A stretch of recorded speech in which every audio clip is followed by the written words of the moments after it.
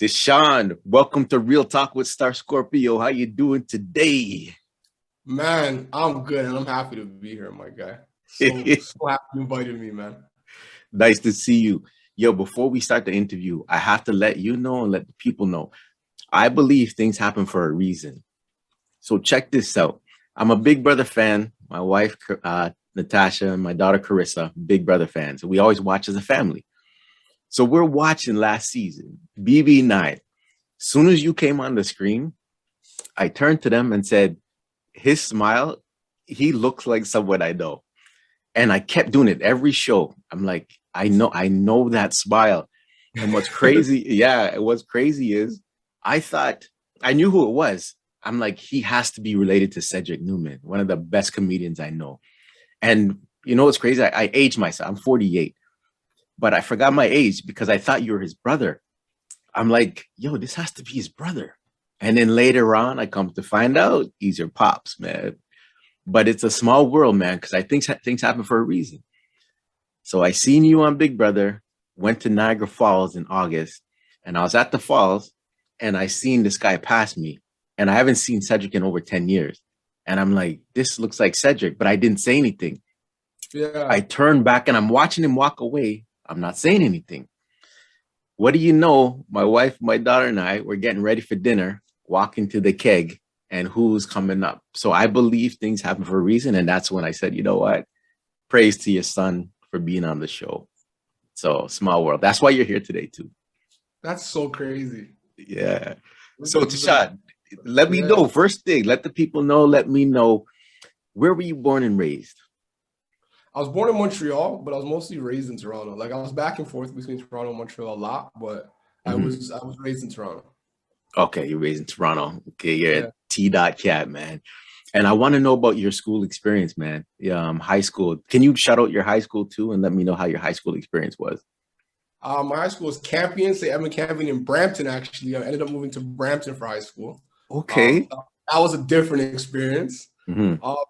And my high school experience was a good one, honestly. Like I was a basketball player, so I was a varsity athlete. So it was fun. Like I just played ball. Like that was my main focus. I came from a French school in Toronto. Okay. It was a very different culture. It was like French. There weren't many people that looked like me. And then I went to Brampton. Yeah. And the whole school was black. Yeah. All about basketball. I'm like, where am I right now? Like, it was a completely different world, right? Yeah. So it's like I got to be exposed to black excellence, and just overall, just a completely different type of community, and it was so much fun. And it's like that was my motivation in high school was ball. Really. Yeah, and I want to touch on that, but school-wise, education, classes, how were you in school? Like the math and the science and stuff. Where would you rate yourself?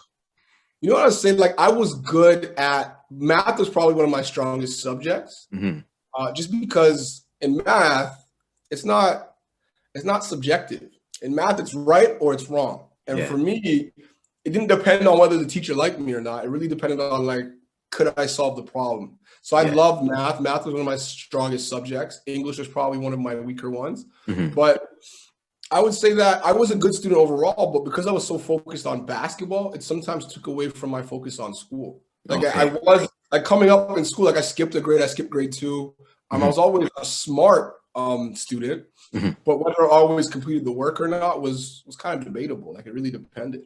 Yeah. Okay, man. That's good for people to hear too, man. And going back to ball now, this is what I want to know. When I interviewed Chris Staples, pro dunker, I asked him about his height when he grew, and he said he was a late bloomer. How tall are you first? I'm about 6'3" now. Okay, that was same as Staples, 6'2", 6'3". But did you shoot up back in public school, junior high, or you were a late bloomer too? I was an early bloomer actually, and I think that was actually a negative. I think being a late bloomer is a good thing. Yeah. Being an early bloomer is that when you're big early, they put you in the post.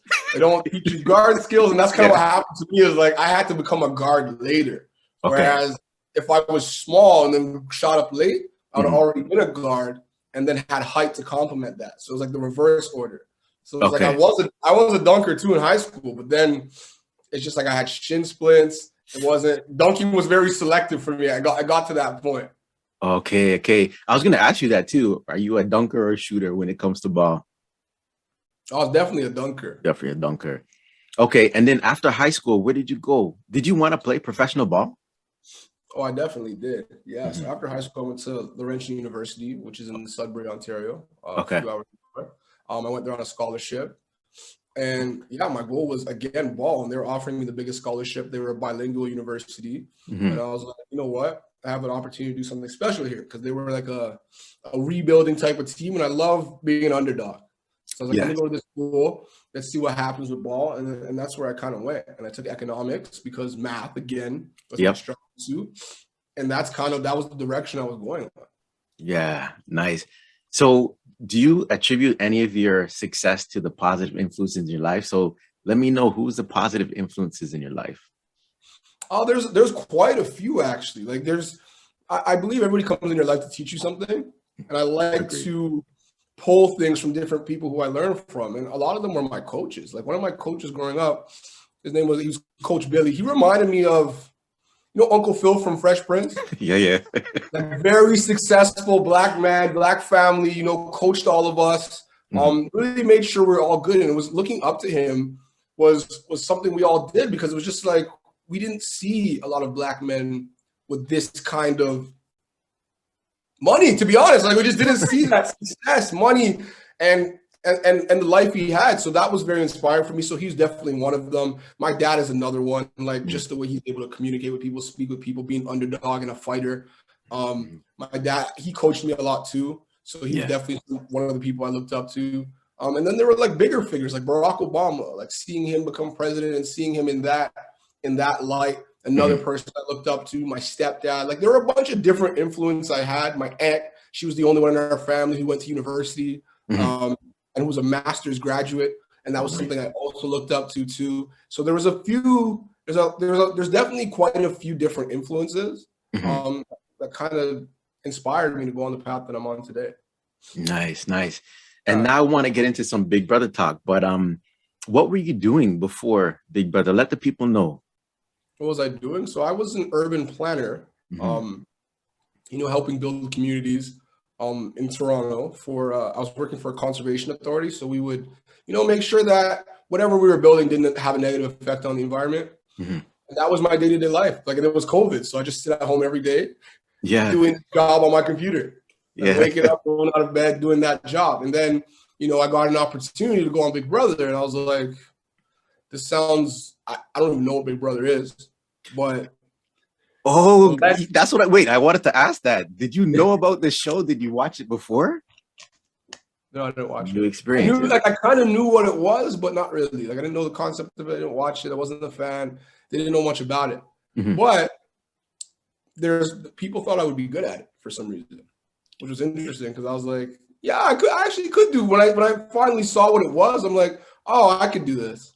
Okay. Okay. Yeah. That's what I was wondering too. Like if you knew, if you watched before, you knew the gameplay, the strategy, you didn't know anything about that, right? So thing till I knew there was a chance I could be on it. Then I started studying it and studying behaviors. Right, that's when Okay. I started to really analyze it. But Yeah. prior to, no. And I gotta tell you, you were good at that, man. Like I I respected your gameplay from the beginning. And I actually called you in the top two, the final two, to my wife and my daughter. I kept saying it. But I wasn't sure, when it came down to was it Jared and you and Beth, I Jensen, believe. Jensen. yeah. Yeah. And I was like, what's going on? And then you made a pivotal move. But what I want to know first is how was it meeting Arissa Cox? You know what? What's crazy is I didn't really officially meet her. Oh, Like I okay. didn't get I got like a quick hello because it was COVID, right? So everybody got their exit interview with her. Mhm. Everybody kind of I didn't really get that. Like if you watched the show, you saw me on stage at a distance from her. Yeah. That was probably my longest interaction with her because of the pandemic, I didn't actually get to meet her. And when it was over, she Mhm. kind of said hi from a distance. But again, they were like COVID protocols were kind of like the main thing at the time. So they didn't want any of us getting sick. So they just tried to keep a distance. Yeah, and I was gonna ask about that too, because the season before you, it got canceled. It was like people didn't know what was going on. They're locked in the house, and then they said to everyone, "We got to send you home," and all that stuff. But when you started, how was it going into the house, the protocol with COVID? They were stringent. It was safety first. Before we got in there, they made sure everybody was, COVID negative. Like they were very strict about those protocols. And then when we got to the house, there's just no contact with anybody. Like there's no contact with anybody outside of the house going into it. And then when we're in the house, again, no contact with anybody outside of the house. So we didn't see anybody who wasn't in the house. We didn't touch any, like you didn't see anyone. It was just us in the house. It was just the house guests. Yeah. There was no way to get sick, essentially, because there was no contact. Yeah. And being in the house where everyone's tested now and everyone's good to go, how was that feeling? Because we were living with COVID for a while, and then now you're filming Big Brother where you don't have to worry about these things. Was that a good feeling? It was such a good feeling. Because imagine, like, you're living your lives, a lot of us scared, not sure if we can see people, trying to avoid the virus. And then we get into a house and it's like, it's not even a thought. It's back to normal. It's hugging, kissing, shaking hands, just having a good time. And it was like, it just felt so free because that wasn't what real life was like at that time. Yeah. And then our lives, we got to experience that and demonstrate that to Canadians. Yeah. I think that was a powerful image too for everybody to be able to watch and be like, oh yeah, this is what it was like. That was amazing. Now, what I want to know too, because some people said that I should try out for Big Brother, and I'm like, I couldn't do it. How do you mentally prepare for that, man? Like when you know you're going to be away from your phone, you know you're going to be away, which is a good thing, I think, in a way. You know you're going to be away from your family and friends and just the normalcy of life. How did you prepare for that?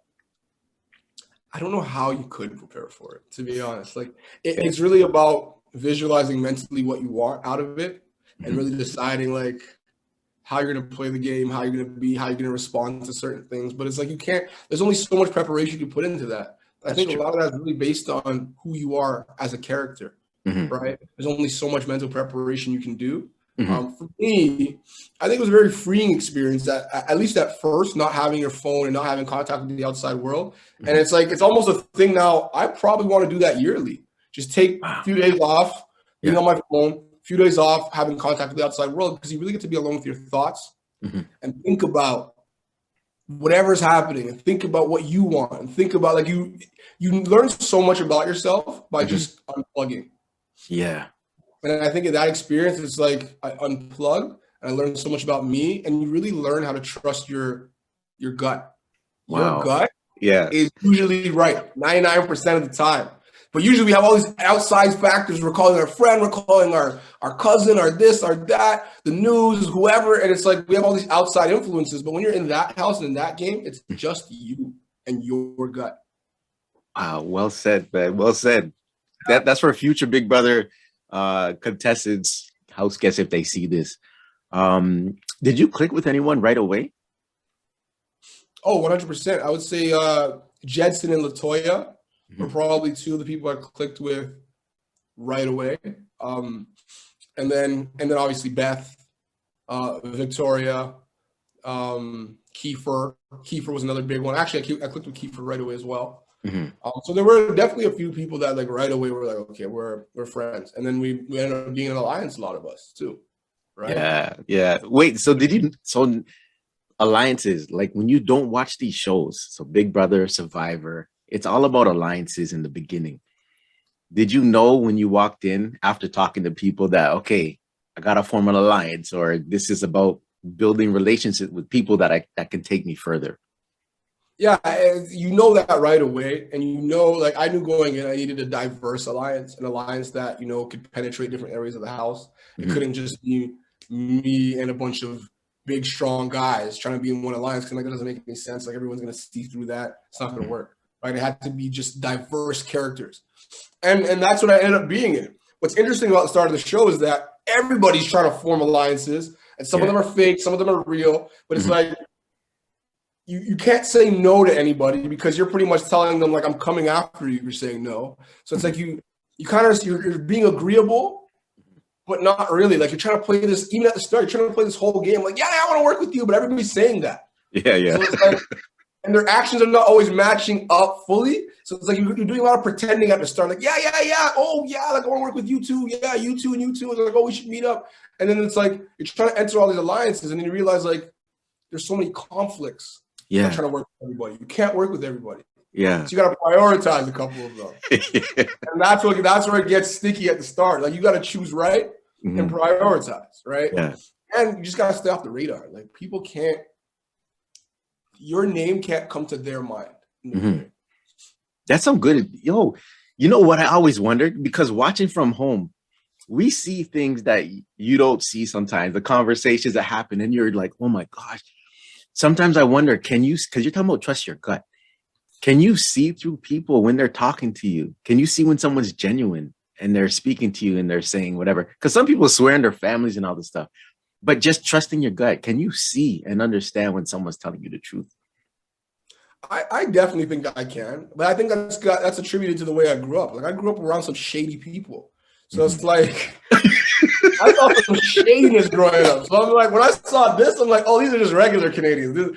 This is easy. You know what I'm saying? I know some hood people trying to lie to you, finesse you, steal from you. So I'm like, if these people try to lie to me, like, nah, you guys are not fooling me. Like, I've seen some characters like, no. You're not lying to me. Like, when Beth was trying to lie to me at some time, I'm like, come on, Beth, it's me. Yeah. And in Canada, it looked like Beth was playing us. And I'm like, no. Yeah, I get it. No, I know what's going on. Like, Beth is not playing me. I promise you guys. Yeah. But you know what I mean? Like, they try. Like, people really try it with you. And you're just looking at them like, oh, like, I won't. Like, Austin, I remember at one point was like, no, I really want you here. I'm like, no, you don't. Yeah. I'm looking at them just lie to my face. I'm like, this is disrespectful. Like, that's what you're thinking in your head. When people are lying to you, like, this is disrespectful. Yeah. And what I think happens is people's emotions get so caught up in the game that even when someone is lying to you, you just don't want to believe it because, again, this is the only thing that's happening in your life. Yeah. Thing that's happening right now. So it's like you're so emotionally invested that you're like, no, they're telling the truth because they would never do that to me. That's my friend. And what you have to realize is, you see, yeah, they're your friends, but we're all playing a game at the end of the day. And that's first and foremost why we're here. Yeah. I got to fast forward for a minute, man, because I wanted to ask you this. There's three probably main questions I want to ask you. If this is for a future BB guest too. And it could be a short answer, a long answer. But how is it important to separate friendship from gameplay? I think it's of the utmost importance. I'd say if there was 10 commandments in how to play Big Brother, it's separate friendship from gameplay. But you have to do that subconsciously or consciously, but not externally. Like you have to do it in your mind. I don't think it's something that you delineate like verbally with somebody. Be like, no, you know what? I'm playing the game first. Our friendship is second. I don't think you ever say that. Yeah. But you have to know that. Okay. You have to know. You have to do what's best for you first. 100%. Like that. Your game. Second one, cutting friends. Is it necessary? It's 100% necessary. And there's in that game, there's a juncture where, especially when you have an alliance, I think there's two parts of that game. There's the happy party phase at the start and the happy phase or the honeymoon phase. And then there's like a honeymoon phase at the real beginning. Then the game starts. And there's more of like, okay, we know who's working with who phase. And then there's an end game. And the end game, it turns from I'm playing for us to I'm playing for me. And you have to realize when that happens. I don't think there's a strict time when it happens. It happens around final 6, final 5, final 7. It happens around there, but you have to know when that happened and when to make your move. And you can feel it inside. Like there becomes a time where you have to make a choice.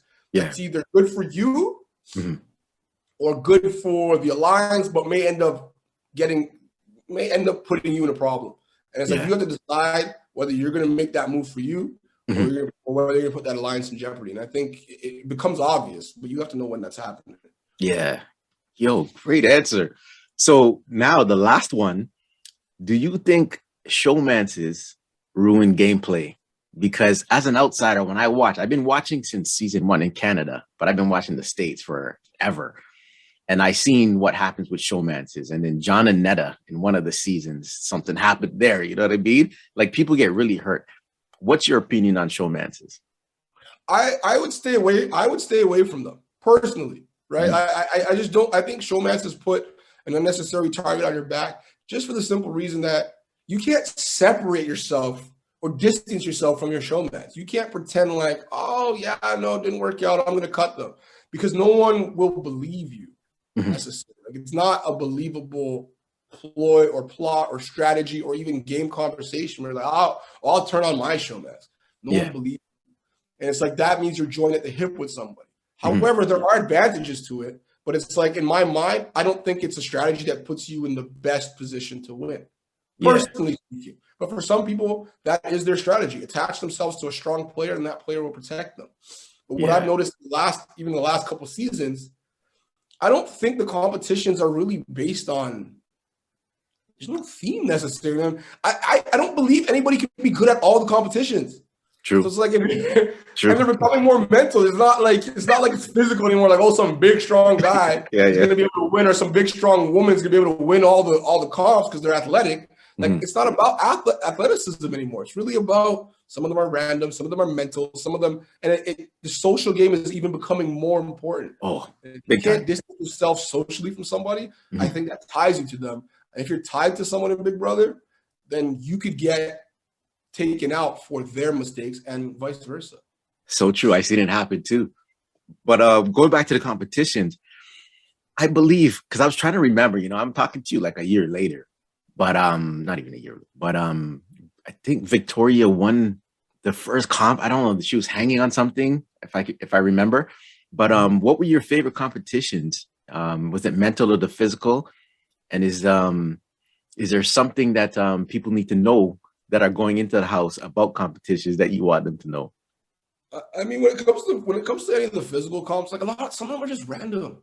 Yeah. Like, let's be real, like, rocks were dropping from the sky, and then you had to focus on how many rocks and count them. Like, I don't know when you develop skills for that. Like, I don't know. Like, it's a focus thing, definitely. Like, it's like some of those competitions, like, how would you, like, they'll show you 10 things on a screen, and then the screen will go away, and they'll ask you about one of them. Like, and I saw the picture for 4 seconds. It's like, some people are just good at these things, but there's some things I just don't believe you can practice. But what you always will know for sure, Big Brother will have a memory competition.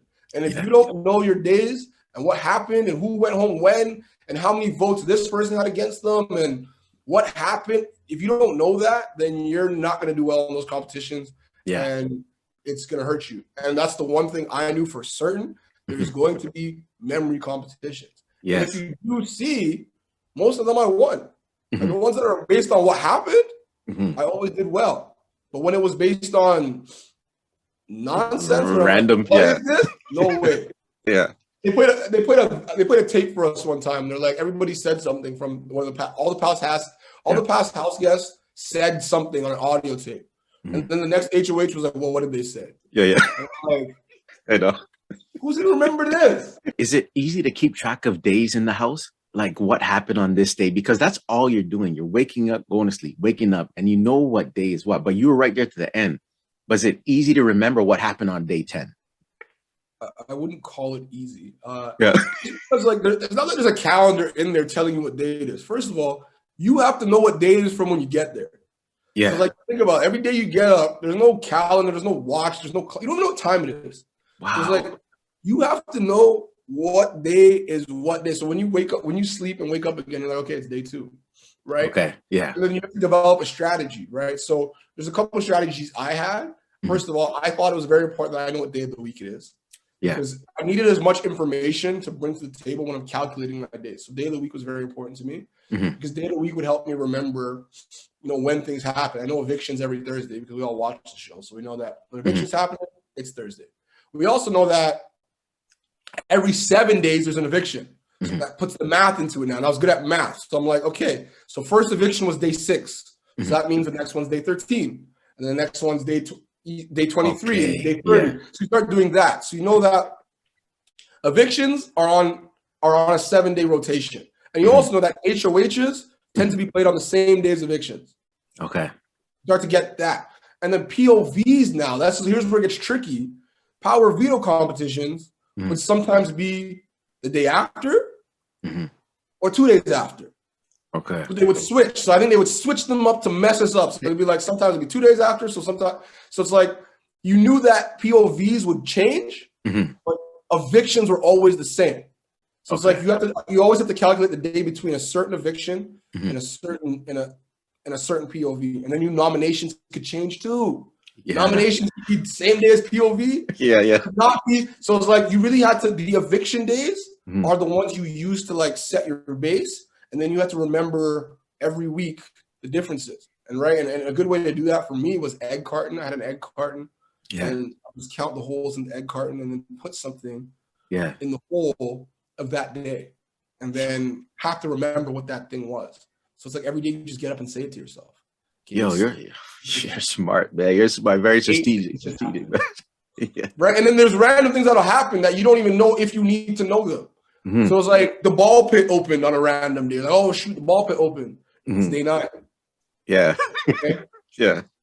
I don't know if I need to know that, but I better know it because they're gonna ask. And didn't they ask that one day? What day did the ball pit open? Day 9. I knew it because you had to know it.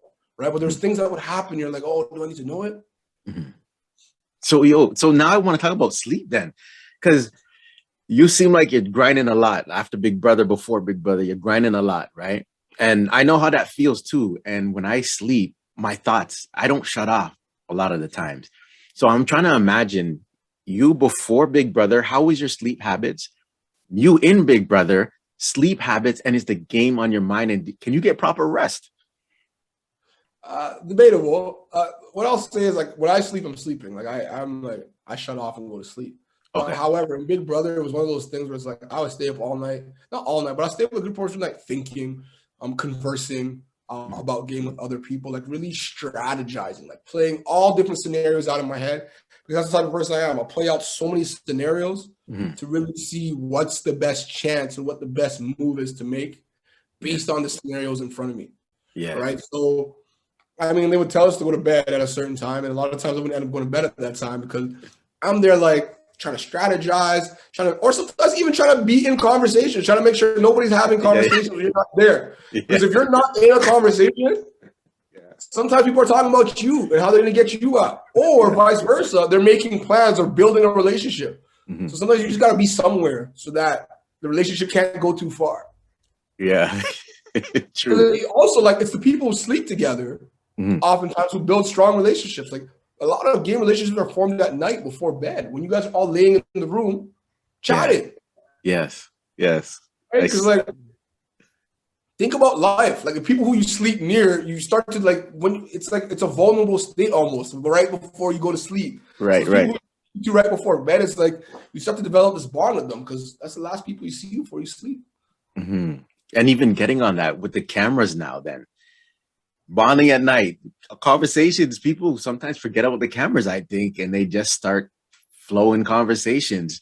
Are you aware all the time, or does it go away that the cameras are always recording? I would say I was pretty aware personally. I know there's others that forget.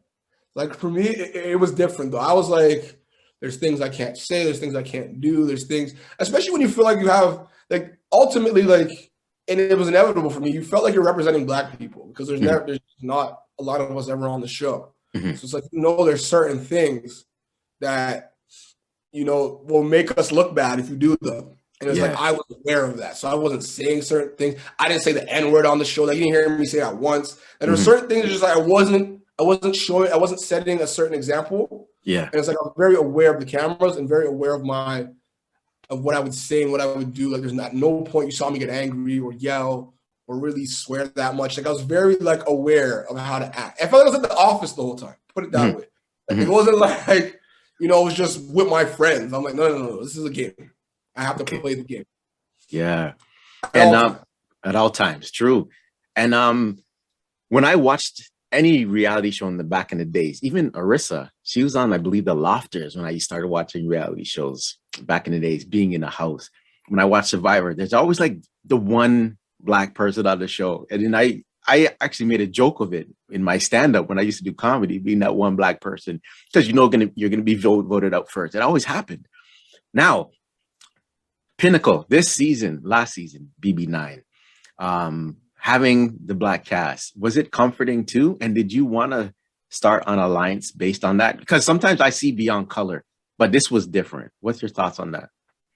I definitely believe that, the black players in the game should stick together. And it's a conversation I did bring up. Mm-hmm.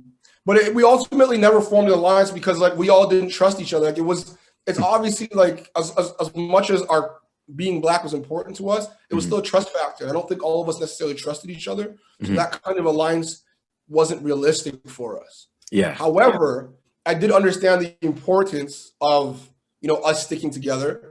I also understood the importance of like what it felt like to see Mm-hmm. other players that look like you. Like, to be real, it's like going to a job and there's others that look like you. You're like, oh, like you can breathe a sigh of relief because you're like, there's somebody that will understand me, understand my hair, understand, our culture. Like there's a comfort level that's associated with that. Not one that I expected either. Like to see how many there were, Mm-hmm. like Braden, Victoria, Latoya, Jedson, myself. Like it was more than I ever had expected. And Mm-hmm. there was a level of comfort that came with that. And like Jedson and Latoya and I had an instant bond Yeah. pretty much based on that fact. Yeah. Yeah. Right. And it's like a lot of times we like we were made to look crazy on reality shows. Yeah, I know. We were voted out first, the crazy black guy. And it was like on this season, it wasn't going to go like that. And that gave me a sort of confidence, like, okay, I can actually go far in this game because there's more of us. There's more than one of us. Yeah. It's like BB in the States with the cookout that the alliance went all the way to the end. Now, coming out the winner, like I just want to know that feeling. You're on the couch. You said your final words. They did their vote. Arissa announces the winner. How did that feel being the first winner, black winner of BB Can? It was surreal. I'm not gonna lie to you. Like it was the most unreal feeling. It didn't, like I said, like I had no words at the time to even describe what that felt like because it's not stepping into that house. That's not what I expected. Like I was very much like this will be fun. This will be an experience. Mm-hmm. But then it turned into something completely different. Mm-hmm. And there came a time in the game, obviously, where I manifested winning the game. But it was just I was still lost for words because I know how powerful it was for people to see. I know it's just something that's never happened before in Canada. It almost had happened a couple of times, but it never actually happened. Mm-hmm. So to be part of that and part of such a diverse and amazing cast for that to be the outcome of the season, I think was big. And I was at a loss for words. Like it was a big statement moment, and I think we set as precedents for reality TV, and I was really happy to see it. No doubt, man, no doubt. And just going back, being away from family and friends, I think I'm emotional, man. So I can't imagine being away from my wife, my daughter for so long and my family. But how was that feeling when you saw that message from Cedric? Does it hit you right away seeing him on the screen? Like, is it just a natural response where you get teary-eyed? No. So like, I didn't necessarily get super emotional about seeing my parents or seeing my family. Just for the fact that I've lived away a lot of my life. Like I went away from university. I moved away after university. I lived abroad for school. Like I was very used to being away. Okay. So being away from my family wasn't anything that was super new to me. It was not speaking to them for a long time, which was kind of difficult. But it wasn't difficult in the sense where I would be super, super emotional about it because it was nothing new to me. Like it was something that I kind of knew in the back of my mind. It's something I knew I could handle. Oh, okay. Oh, that's a good thing, man. Some people there were people in there crying. Yeah. Like, every day I can't see my mom. I was like, nah, like I've done this before. Like yeah. I forgot about that aspect of it. Like some people don't have that family connection. Some people live away, like you're saying, and don't, you know what I mean? So I forgot about that. There are people in the house like that. Now coming out of the house, you're the winner now. How was it getting back to real life? That's one thing I want to know. Picking up your phone, the phone's ringing, you're talking to people. How was that feeling? Overwhelming. Like as happy as I was, it was really overwhelming because like the underlying question I think from everybody was what's next, and it was such an overwhelming feeling because I didn't have the answer to that question. Yeah. I didn't even envision that happening. And there was, there was my job that was hanging in the air. There was, what should I do? Like, I have a platform now. What do I do with it? That was another question that was hanging in the air. And it was just like, what do I even do with this time right now? What am I supposed to do? And those were difficult questions to answer. I think the first thing I did was like, traveling is one of my passions. So I'm like, you know what? Let me travel, clear my mind, and think about what I want to do next.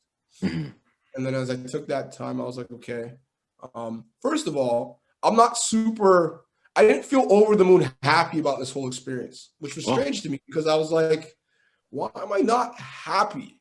And I think that was a moment where I had an epiphany, and it really made me realize that happiness doesn't come from external validation. And winning Big Brother, for a lot of it, was external validation. It was like, I proved to everybody I can win, so thank you guys. But I didn't feel validated. And it just showed me that, you know what, that next house, that next job, that next whatever is not what makes you happy. It comes internally. And that's the message I wanted to tell and speak about. And that's kind of how I started discussing the mental health, because it was like that whole situation I was happy I won. It was overwhelming. And that's the biggest word I've used to describe it, because everybody had something to say. Everybody had ideas. Everybody had suggestions. Everybody was congratulating me. There were fans coming from left, right, center. Like, there was a lot. And it was almost to the point where it was too much. I can see, man, how that could be damaging too, for your mental health. This is a big topic now. And my friend Nadine in Niagara Falls wanted me to ask you that. She was a big fan of yours from day one, and her daughter, Sydney, and my goddaughter, Tristan, very big fans of yours. But Nadine was saying the mental health aspect. We all know people suffer from mental health. When you get older, you start realizing how many people suffer from mental health issues. And then being in the Big Brother house, some people come out, and I believe with all the social media, they're impacted. But that's one thing I'm glad you're doing now. I see some of your Instagram posts, and it's about mental health. I don't know if it's Mental Health Mondays and you're doing public speaking. Let me know and let the people know what you're up to now. So right now I'm up to quite a few things. One of the major things is my speaking, right? Is my speaking. I'm doing YouTube as well. I'm doing social media, but it's really like, it's speaking to the youth, talking about mental health, talking about anti-Black racism, talking about overcoming adversity. I think it's really about me giving back and helping and spreading my message and telling my story, which I believe is empowering to people, right? Because that realization. There's so many other reasons why I think talking about mental health is important. There's a lot of indicators throughout my life, like me struggling with depression and anxiety and all those things, like toxic male relationships. Like, there's so many other layers to it. Growing up in a Caribbean household, like, there's so many layers to why I think it's so important to talk about. But I think even that realization, when I was at, I don't want to say the peak of my life, but such a huge moment in my life, and not feeling internally satisfied, is where I'm realizing, okay, there's a problem here. And I need to explore this myself. And I want to bring people on this journey where I'm exploring it. Because I don't want to tell you, I don't want to be one of those people either that's like, I figured everything out. Here's how you get to where I'm at. I'm like, no, I'm still figuring it out. And here's how I'm trying to do that. And I think that's the message I'm trying to spend through speaking. So I go into schools, I talk to youth, and that's something I continue to want to do as I grow. Like, I want to go into businesses, corporations, talk to them about mental health, overcoming adversity, anti-Black racism. And I think there's such a big conversation to have about it. And it's like, and as time goes on, the conversation will only get deeper. Yeah. I like that, man. And what inspires some of your posts? Like, you do Mental Health Mondays, right? Sometimes you feel, what inspires that day where you say, this is the message I want to give today? So at first it was very about how I'm feeling that day and whatever inspired. It was very on the spot, like it was spontaneous. It wasn't produced or thought of weeks in advance. It was very like, this is how I feel. Okay, that's what I'm going to say today. But right now I'm planning a new approach where I do a combination of that, because I really want to make different kinds of content to, first of all, to try it out myself, but to speak to different people as well in different ways. Right. So I want to try a funny approach where there's a comedic side to it. Right. I want to try one that's I'm just having a conversation saying how I'm feeling. I want to try a comedic approach. I want to try a teaching, an educational approach too. 3 things that I do that help me with A, B, and C. Or 3 things that I have tried that help me with A, B, and C, right? And I want to go down that route as well. So I want to try comedic, educational, interviews, speaking to the camera. There's a bunch of different things that I'm in the works of doing to try to change it up, right? But what inspires me really is just keeping that conversation going, right? Yeah. And what the challenge for me is, I don't know how to delineate being too surface or going too deep, right? Yeah. And it's like I'm still trying to figure out that balance, but it's one that I'm enjoying figuring out that process, because I also don't want to just be like, okay, mental health, everybody, how's your mental health today? And just leave it at that. I actually want to have deep conversations, but it's also like, how do I have a deep conversation in 30 seconds? Yeah. How do I? That's the fun part of it too, though. Like, it is. I'm not saying it's a bad thing, but it's like it's just trying to figure out where that balance is and what's too deep. Yeah, you're right. Where you have context and it makes sense in a short period of time. So it's like that's really the challenge for me right now, is like figuring out how to have those deeper conversations. Because there's things I want to talk about. There's a huge toxic masculinity in male friendships. It's a big one I want to explore right now, because I realized, from speaking to a lot of my friends and observing a lot of men and their friends, there's a disconnect between mental health and male relationships. Yeah. Wow. New subject for me, man. That's good, man. I'll be looking for that when you post on Instagram, YouTube, or whatever. But you had a funny post the other day, so I know you want to attack different things, and that's good because you draw audience from everywhere. But you had a funny post the other day, which I appreciate, because you're not expecting it sometimes, man. You know what I mean? So you did the music in the car, and did that work? Remember that post? Code switching. Really big. You know what's funny? It's a really big topic, because that's what a lot of us do. Like before work, we're a different person. As soon as we step into work, it's like a new voice comes on, a new outfit. It's like, who is this guy? Yeah. It's funny because what actually inspired me from that is when I posted on my social media. I was on Entertainment Tonight, Canada. Yeah. And I was doing this whole thing. And I was like, only on Global. And I'm having my little conversation. And there's another clip of me on social media where I'm just like, yo, fam, what's wrong with you? And it's like, somebody's like, yo, how did you go from that to that? Yeah. And it's just like, it's true. Like when we're on TV and when we're on certain things, we act a certain way. And then when the camera shuts off and we're in a different environment, a whole new side of us comes out. And I thought that was really funny. Oh my God, it's so true. Yo, quick question about stand-up though. So you've seen what your dad does. So would you ever touch the mic? No. I think wait, hold on. That was a quick answer to show. Yeah, okay, go ahead.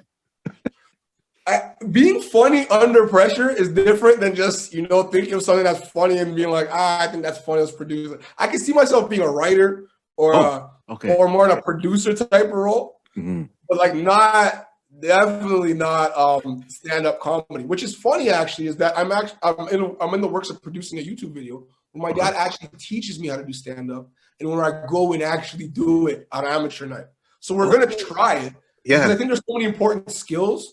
The skill set my dad thinks the skill set I believe my dad has, I think is unbelievable, and what he can do, like what we talk about, the potential he has to do with that skill set. Yeah, I think is unreal. What stand-up comedians have, I don't think people always realize. Like, yeah, they come up and tell jokes, but like you can do so much with that. When it comes to public speaking or even politics, like we've seen comedians become politicians in European countries. Yeah, their ability to captivate an audience. Right, and speak on certain things and really read their audience. Like I think that those skills are important. And sometimes you see comedians as teachers, right, for that same reason. Yeah, that's the thing with comedy. If we're gonna just touch on this for a minute, Eddie Murphy, I grew up watching Eddie Murphy, and then you see him start with stand up, then go into acting and things like that, and you're like, a lot of comedians that you see doing stand up are the comedians that are leading the TV shows back in the days and still today, or Saturday Night Live and things like that. And like you said, in Ukraine, he was a stand-up comic. They teach drama. Yeah, so it's very diverse. Yeah, that skill set is one that's a really important one in today's world. And sometimes I think we overlook it, because the fact that someone can get up there and change their tone, their approach, their jokes, their content based on who's in front of them at any moment in time, is to me that like that's a genius in itself. You're I'm just right. like, when I watch him sometimes, I'm like, wow, I don't even think he realizes how much skill and talent this takes. I know. And we can list a lot of comedians, but I think Dave Chappelle is one that really mastered that game. Like he mastered that game. So kudos to all the comedians out there. So Tychon, one thing I want to know before I get into, you're going to see what I'm going to ask you a question later. Then we're going to do the balloon pop season 3. But one thing I want to know is outside now, Big Brother, you come out the house. Now you're part of the Big Brother family. I don't know if you knew this going in, but you're now cool with the Big Brother America stars.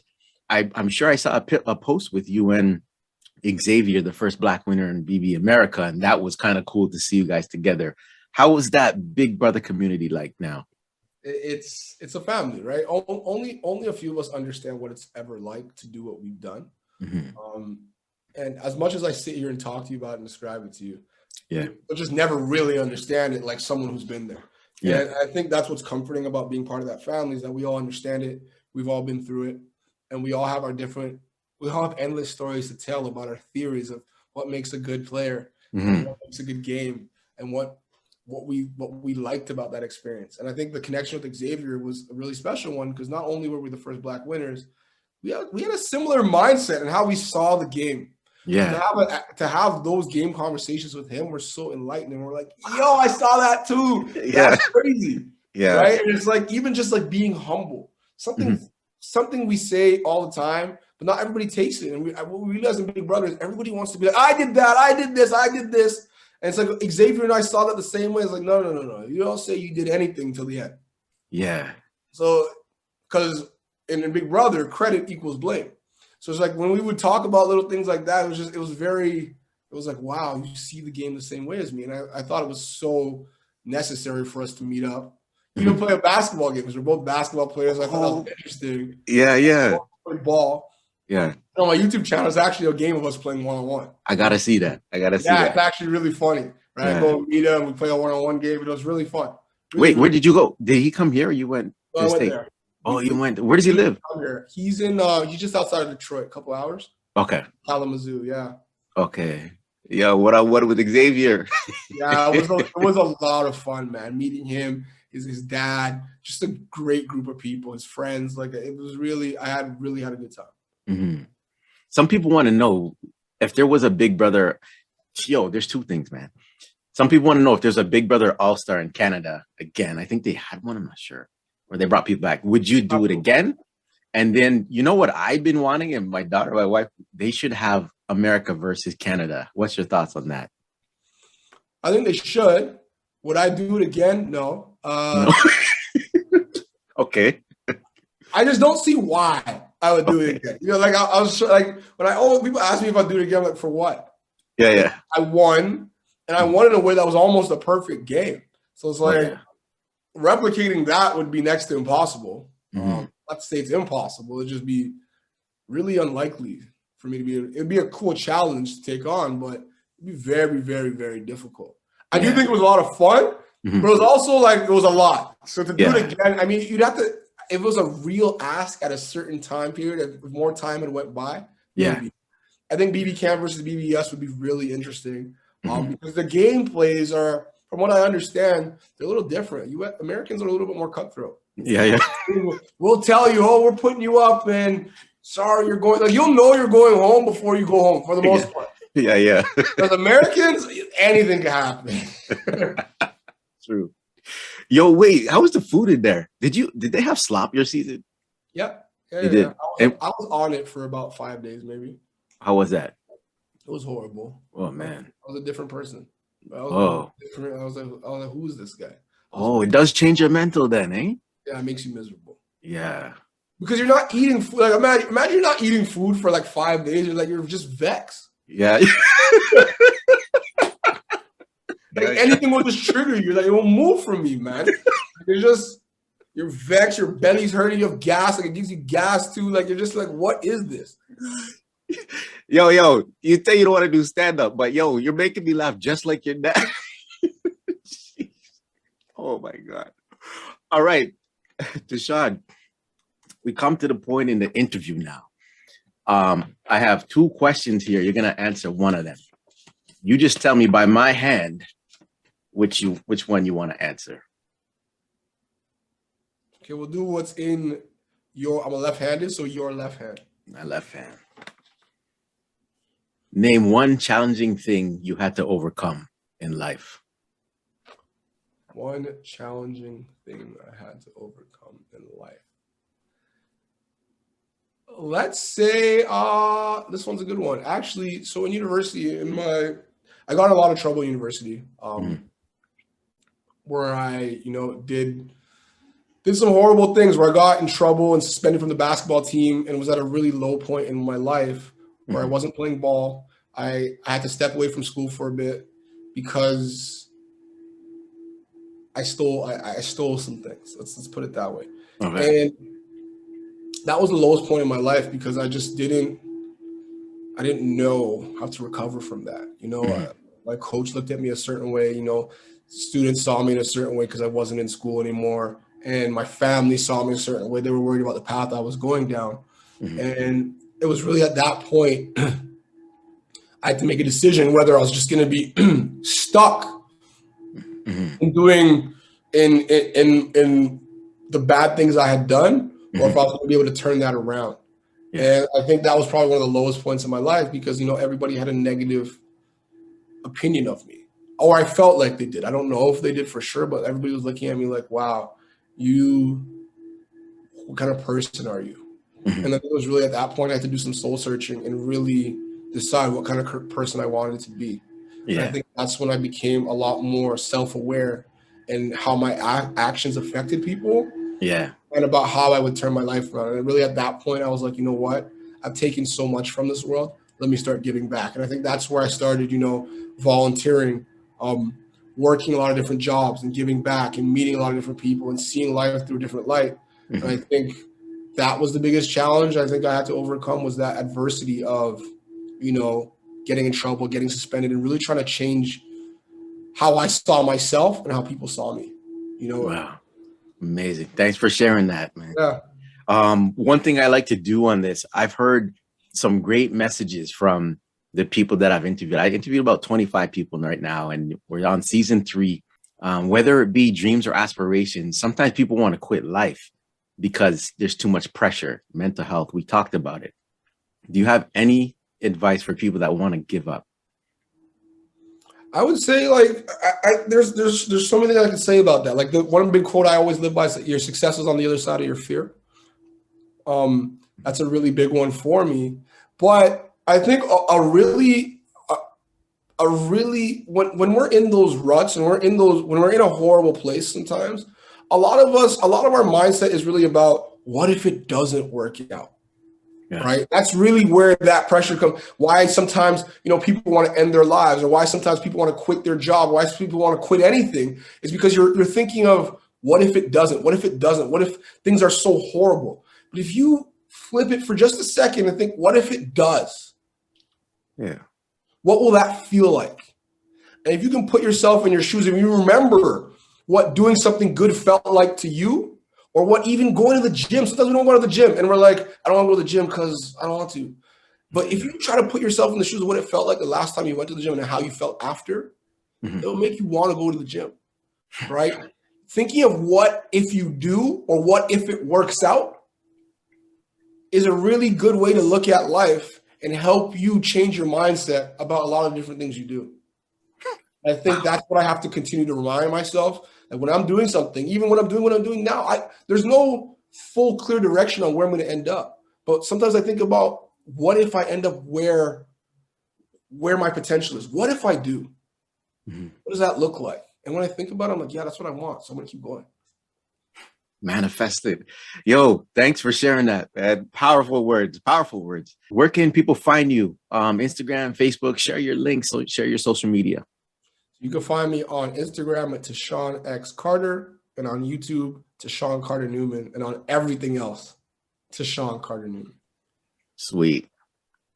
Okay, Tychon, thanks for coming out. What we're doing now is the balloon pop. So for season 3, episode 1 with Tychon, we have 3 new charities. We have Autism Ontario, We have CAMH, Center for Addiction and Mental Health, very fitting. And we have an organization called CLAWS, and they help lost, abandoned, and strayed animals. I'm going to get more into that, and hopefully I can have a representative from there on the podcast. But here we go. So Tychon, I have 3 balloons in my hand, and by the one you choose, I'll know which charity, organization, foundation that I'll be donating to today. So by my hands, which one do you want? We're going to go far left again. Your furthest on your left hand. All right. Season 3, episode 1. The first charity cause organization Star Scorpio will be donating to is CLAWS. Okay. Here we go. All right. So Tychon, thanks for coming out today. This is season 3, episode 1 in the books, and we out.